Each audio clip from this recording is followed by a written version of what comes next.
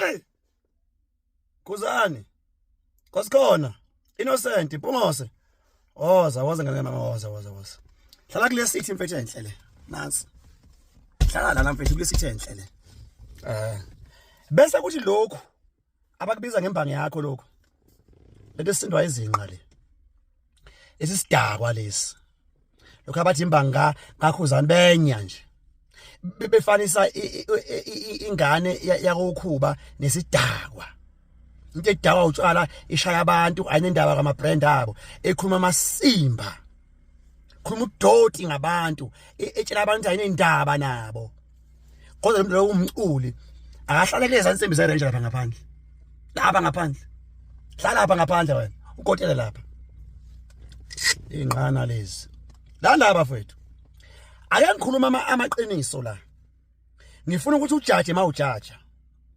Ngifuna futhi nazi ukuthi yini into engixabanise enza ukuthi lenja le ibhale izinto enjena ngami uFacebook lenja le. Ngifuna ukuveza amaqiniso namhlanje. Ukuthi bengekho emudini yokumphendula. Hayi ngiqalela qala. uKhuzani has a very good marketing management than lento le. Kanjani? uKhuzani ufike wathi uzokhipha ingoma. Angazi okumhlakabani. Uzokhipha ialbum. Uyazwa? Wathi izophuma on that day. Uthi asesuka Khuzani ngiyayivuma mfethu imarketing team yakho mfethu. Akusumsangane. Wathi uKhuzani ngiyayidedela ingoma ngubani isikhathi ngo2. Ayizwe indaba.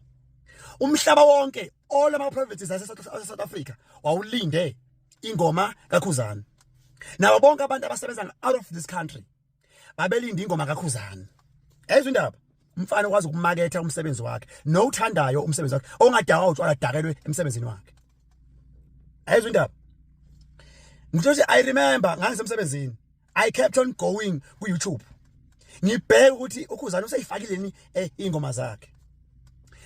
Ngisho ku Facebook. I think it was about 1 o'clock or 12:30. Wavela uKhuzani wapost ingoma esemontweni. Uyezwa? Le ngoma ethi angazi wena uzwelo mama wakho ngoba ukhulisa ngokutotosa yabona? Yabona? uKhuzani ngoma wayenza kwaungathi ifoni wayibambe kanje angazi kanjani but elokhe eshaya izandla kanje. Umhlaba wonke was watching him. Umhlaba wonke was waiting for 2 o'clock. The whole world was waiting for 2 o'clock. Ile nto ezothi ingoma zaKhuzani kube lula ukushaya amamillion early than ezalento le. Because sasilinde sonke u2. Imagine abantu bebe ngaphandle kwesitolo. Belinde ukuthi isitolo sivulwe mase sivulwa bathi uphakathi abantu. Ileyo nto uKhuzani ingoma zakhe wathi moyi-add zareacha u2 million very quick ngoba mningi umthamo wabantu wakulindela ingoma zikaKhuzani on that day. Khuzani your marketing team bhuti wami ngicela ukuthi uyiholele iyawushaya umsebenzi wayo bhuti wami. Banike imali iyawushaya umsebenzi wayo. Yes. So okwenza ukuthi kuthe makufika u2 o'clock savele sonke sathi bu khona sayidlala ingoma zakhe. Yazwa indaba. And I remember kwakusemini kanti intambama ngizohamba sinesana no baby siyodla out on that day. Mangibuya ngenza live. Hey, kwangithatha isikhathi esincane kwi-album kaKhuzani ukuthola ingoma emnandi engiyithandayo. Le ngoma ethi ebunzimeni for me was the first song engayipick out immediately. Sengibrowse through ingoma zikaKhuzani. Uyezwa? La ngoma ngayidlala ngenza ngaya ama video. Hey, lalelani ke. Wakhipha lokho. Hey, thema khipha. Hey, after mina ngisipost isigekhe mina. Angizenzisi mina. Thema khipha Nkosi yami ngathi we umsangano nje wayingoma. Angudlali mina uDodo nje. Ngavela ngathi we baby bangitshela. Kambe yiphi indawo eNswempu eSwaziland? Wangitshela uBheki ukuthi hayi baby indawo eNswempu ile ngeke ngisho lapha ehotela esesilele kulona. Hala ngavele ngabhuka. Ngavele ngasenda i-email ngagooglisha ngabrowser ngasenda i-email banginika i-invoice ngakhokha ngathi baby asambeni because angifuni ukuforce into engekho wena lento le into amele uyibonge ubombonga umfana wasenkandla owakuphusha lesigekhe sakho kumanje nje sikubantu lamasimba akhe engoma ingoba yaphushwa umfana wasenkandla ake sithembe ukuthi kukhona mfowethu omzame ngakho ukuthi umfana akwazi ukuthi aphile naye. ngoba udoti ngabona awukhokhi sis ukolodo umufi mhla ka 26 November senza icall nawe kuyimi nguwe nomufi wena usangibiza ngobhuti wakho wena hayi manje ngoba usukhuluma kanje nami usathi bhuti umgebe wathi nomnikile umfana imali yakhe akwazi umnika umfana imali yakhe uzibona ukuthi uyinja kanjani uyinja wena lo muhlwa lo lala intombi zamanje aziyifuni vele njengamanje azifuna umchamo zifuna imali no wonder umama ka M wabuyela emuva wabuyela kuwe ngoba vele uyazi laphana wayithola impahla le olundi wakho malo la kuwena uzodlela imali vele kwasho ukuthi umuhlwa alithi indaba vele ayikho indaba yakho wena lokho nje ngifuna ukwazi ayikho indaba yakho wena mfana wena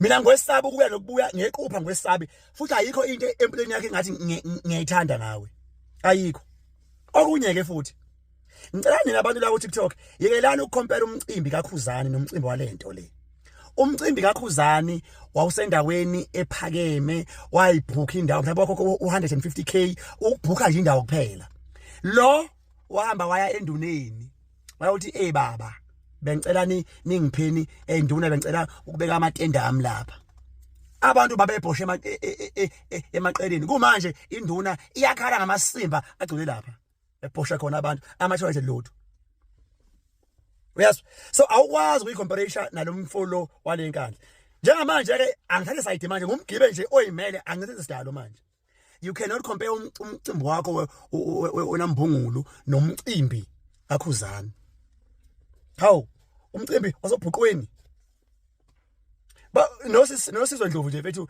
bangamahlathi nje so ngathi ufuna ukuhlala kwi VIP na VIP yini lamasimba lawana lento uhlala etsheni iVIP VIP yakhona ohleze etsheni uqhwala etsheni so namhlanje nje yekela ukuyifanisa nokukhuzana khuzana akadakelwa kwimedia akasanganeli uKhuzani kwimedia phuma nje uKhuzani awusobe wafika kwilevel uKhuzani yokuyiphatha Khuzani uyakwazi ukuyiphatha ayirepresent and apresent ibrand yakhe kwi social media akafani nawe cela ungaphinde uyifanise noKhuzani wena mbungulu wena phuma nje uKhuzani phuma uphele uKhuzani akafani nawe hamba uya kwimedia amsho unawo umuntu esifazane othandana naye uzosisanganela uzimdola la uzothi izinqa ngazi ozenza kuphi na kuphi emaceleni washaqacima uqonda ukuthini engane zakho ngoba usele uqonda ukuthini go baby mama mina ebadala wendoda mina ngizele mina ngingane ingane eyiningi and angifuni isex life yami yaziwe abantu abaclose nami wena uyotshela imedia ukuthi wena wawulala nozimdola tshela imedia ukuthi isinqa ngazi njani yes yabona angeke ubone ukhuba enza lo masimba lawo angeke nje umbone wena into ukuthi uyaqhoma ngathi awuchomi uyalahla even more uyalahla zininga I wonder why you still have those sponsors sponsoring you someone oyiphethe ubuhlathi nje ngawe uyimbungulu kabi mfana wena uyimbungulu kabi wena mfana wena so namhlanje nje wazi ukuthi wena uyinkosi eyimbungulu wena umgibeka lo mfana wena iyafunakala imali kamufi baba khokha imali kamufi uma ungafuni lokho ngizodedela ama voice note mina angisangani phela mina ngodela ngempela futhi kufunakala imali kamufi baba ngikunika 15 days ukukhokha imali kamufi ngiyazi nokwazi ukuthi kwakumalini yeah 15 days yafunakala imali kamufi namfana uthanda ukubukwa danko skura. Right, bafethu, welcome back to Chef Soul TV News. Welcome back to my channel, bafethu. Uma umusha ngicela ungakhohlwa ukusubscribe uphinde like le video. Ayibhizi nensizwe. And uyabona ukuthi kona konke ukukhulumayo iyayiqhenya. Iyayithemba futhi. Kancane.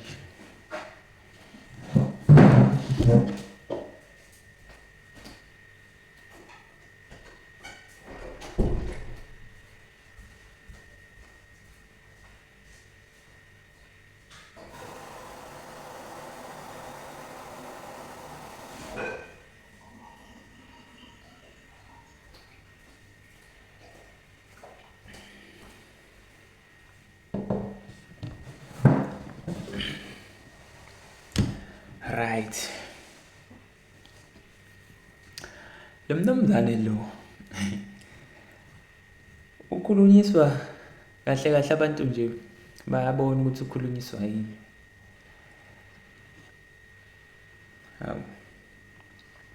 Isikhova sibhizi sizipostela nje ngicabanga ukuthi ke lo mnumzane noma ngizothi lo mfowethu lo ujwayele nje ukuthi ke ayincokolele njengabo bonke abantu. Nabo oSminoff banamatemu abanokuyikhulumela nje belingisele nabanye abaculi kanjani. And I'm sure mangathiwa kulingiselwa umgibe hayi kungayinkinga ngoba kusho ukuthi yena akafuni ukuthi ke kube nento ezothi ke akudlalwe ngayo eqondene ke naye. Umgibe lo baningi nje abantu abakubonayo okuningi okuhlela ubala ngaye ngoba phela umuntu ke akachazwa abantu futhi izibongo zomuntu kahle ke azisuselwe emoyeni nje zisuselwane izenzweni zakhe umuntu ngqo noma egamekweni lo muntu ayahlangabezana nazo yabo. Le ndoda le ayifuni ukuba nezibongo, ayifuni ukubongelwa le ngoba egamekweni ahlangabezane nazo akushuthi akafuni ukulinka nalezo igameko yabo. Akusho ukuthi kumele uzuze ube yiqhawe ukuze ke ube nezibongo thizeni ezilanda noma ezilandisa ngobuqhawe bakho. Lento kaMgibe mina ngiyiqondi kahle uma esizokwazi ukuthi athuke abantu ngento eyenzeka noma sekuthiwa ke mhlambe ngoba phela ngangcono kube lento mhlambe bayisho direct baya kanjani. Lento iwumdlalo kuyadlalwa la yabo. In as much as kukhona umuntu walimala yebo kodwa ukulimala kwakhe kwakungahlangene nendlela ekusuke kukhulunywa ngayo nje yabo. Vele amanye amagama nezisho kungabe izisho izaga ngabe izaga amahuba ngabe amahuba izibongo izithakazelo mhlambe nanoma yini ongayicabanga amagama abantu nanoma yini ekhona esiphila ngayo existayo emagameni eindawo abantu yonke lento niyazi nani ningabantu ukuthi zonke lezo zinto zisuselwe ezintweni ezithile ezinye zazo egamekweni eziserious okwangempela yabo. Kodwa lokho akusho ukuthi ke sekushintshile ukuthi lezo ngisho kuthiwa zikhona lezo igameko noma lawo magama namanje uma kwenzeka sekungaloku ekuthiwa ke hayi manje ke akumele kukhulunywe ngaleyo nto leyo ngoba kwaba nomphefumulo odlulayo kanjani kwasha kwacima kwavutha amalanga hayi kahleni bafethu. Yonke into nifuna ukuyishintsha nje. Yonke into nje ufuna ukushintshwa nje kube ngathi sekukhona abazi kakhulu. Hayibo kwesinye isikhathi impilo nje ayike iyeke impilo iphilwe ngendlela right nje kumele iphilwe ngayo. Hayi ukuthi abantu sekumele bayibopheke manje ke ngisho kumele bedlale sekumele bayibophe. Vele leli temu leli ngisho bakwethu kahleni ngisho umuntu naba nje lokhu nganontibane naba baze bawavuma amagama abaqanjwe isikhova yabo. Nangu noMafikizolo manje kade imbiza ngeganandoda yabo. Sekuyoba igama lakho nomphela futhi kwaMafikizolo loyo. Kwayibona olokhungana okhuzani banamagama abawaqanjwa olokhungana abawaqanjwa isikhova naye waqanjwa yabo. Hayi bakwethu kahleni ezinye izinto ngisana ukuyithatha personal. This is social media after all. Omgibe ezinye izinto bayithatha ngoshukela kakhulu. Ushukela lo and ushukela uyabheda ngoba esikhathini esiningi ushukela uyalimazisa uyabulala ushukela. Babona abanye abantu sebenqunywe ngisho imilenze ngenxa yashukela. Ngamanye amazwi ke uma uphakamela izindaba kakhulu ezingeke zikusize because ku right ukuba nemibono ngezinto ezithile. Akusho futhi ukuthi usuke ususe kakhulu uma ukuthi uqhamuka nayimbono ke ekwazi ukuthi yakhe iphinde futhi same time inikeze amaphuzu aphusile yabo noma ingasakhanga but inikeze amaphuzu aphusile ekutheni noma umuntu acabange ngenye indlela out of the box.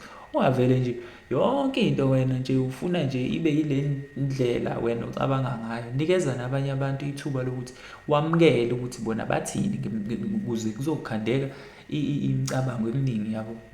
Iyona nto eyenza ukuthi-ke impilo ibe mnandi leyo. Namancoko nje afana nawo lawa yabo. Kanti kusuke kuthiwani kuthiwa kuhlekwa ngisho kufiwe? Hhayi kahleni bafethu. Ezinye izinto yazi impilo niyenza ibe complicated ngenye indlela. Yini la benigcine nizibuza ukuthi kambe nje vele umuntu ugezelani kathathu ngosuku yabo. Ukugula njalo akuqali ngokuzenza ukuthi use kakhulu noma akuqali ngokuthi uhlakaniphile. Akuqali ngokuthi akuqali ngokuthi ucosha amaphepha. Kwesinye isikhathi nje uyabona bona umgibeli aba nje ubabona begqoka amasudi.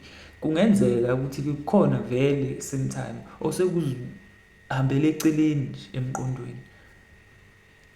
Nendlela yokucabanga iyashintsha futhi kwesinye isikhathi uma uhlala njalo yabo awuziniki ithuba lokucabanga ukuthi hayibo yazi ngisho kuthiwa ngiyakhuluma kodwa ake ngikhuluma into esile nje nomqondo. Futhi umuntu okhuluma esheshisa, umuntu okhuluma ememeza yabo. Umuntu ongaziphi isikhathi sokutshela abantu ukuthi hayi-ke bakwethu ngizoza-ke ngesikhathi esiwukuthi bengifisa ukukhuluma nabantu kanje. Wena nje uma uzwa ngathi nje ufuquzela ukuthi angathi ungangena nje ku-social media nje ukhulume nje nanoma yini emva kwaloko uyaphosta wenza yonke. Ayiniki imqondo yonke leyo nto leyo. Kwawena ujike ulahleke. Nalento yokuba ne-management bafethu iyasiza sometime ukuthi ube nabantu abazohlala njalo yabo nje kufana nasemsebenzini yabo. Yikho kuno-supervisor, yikho kuno-CEO, kune-management, kunale executive ekuthiwa nje ile kungane i-management le yabo. Nayo inabantu futhi bayabhekana bebodwa yabo. Uku-check ama-balances, i-balance of power. Vele uma unomuzi wakho kodwa ube uwumuntu futhi osafuna ukuphatha imizi yabanye abantu uzoba nenkinga. Ngobani? Uzohluleka ukwenza lokho. Ngeke ulawule abanye abantu emizini yabo. Ngeke ngisho kuthiwa futhi-ke labo bantu abanayo imizi basahlala emakhaya kubo. Ngeke kodwa usuke emzini wakho uyolawula abantu abahlala emakhaya emakubo yabo. Ngamanye amazwi kunobunzizwa nje obukhona over la. Kodwa lobo umnsizwa ukucabanga kukuphi?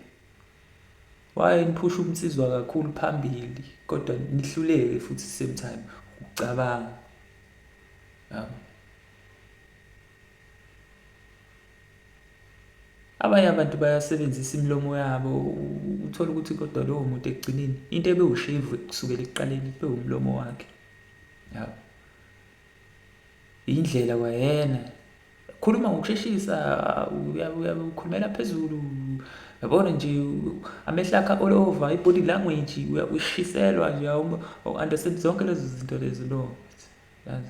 Relax, khuluma, zikhiphe ecathulweni-ke zakho. Awuyifake ecathulweni zalaba abanye abantu abakulalela abafisa ukuthi-ke noma wena ofisa ukuthi ba-understand lento oyikhulumayo. Zolo lokhu yazi kwesinye isikhathi impela awukwazi ukufika ubhale incwadi. Leyo ncwadi leyo bese uyibhalile wayiqeda kwane-cover page yonke into kanjani. Sekumele-ke manje incwadi idayiswe noma mhlawumbe isiqalile ukudayiswa. Wena futhi uyothi uyakushintsha isihloko kuleyo ncwadi. Yayibona leyo nto? Uyothi akushintsha isihloko kuleyo ncwadi. Hayi ngibona ngathi manje isihloko sale ncwadi kumele kuqale phansi kuyokwenziwa i-cover page yencwadi ekade isilindele noma isiqalile ukudayiswa. Amanye ama-copies asehambile nayo leyo cover page endala asehambile nayo. Kodwa manje sekumele ilento eyenziwa umgibeli. Umgibeli uqale wadayisa incwadi. Leyo ncwadi cover page yayo bekuwumthandeni. Ehamba kanye naye ubani? Umngani wakhe lo osengasekho. May his soul rest in peace, uDubulo. But then manje futhi kuyiqiqi useyashintsha futhi usengapha futhi uyayibona yonke leyo nto leyo.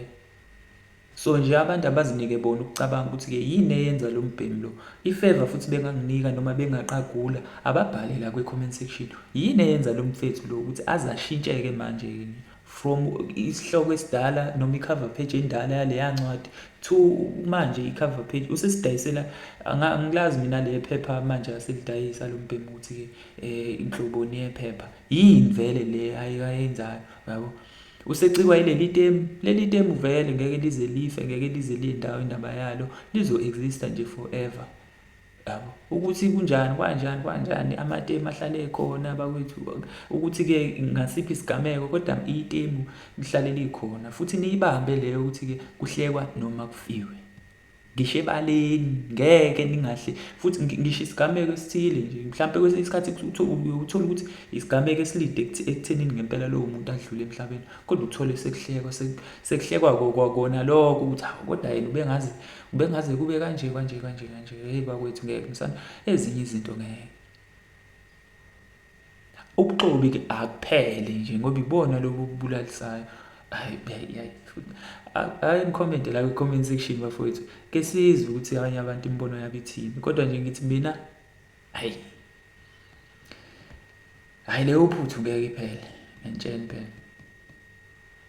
Anyways, don't forget to subscribe to my channel bafowethu. Hayi ngibonge, danko.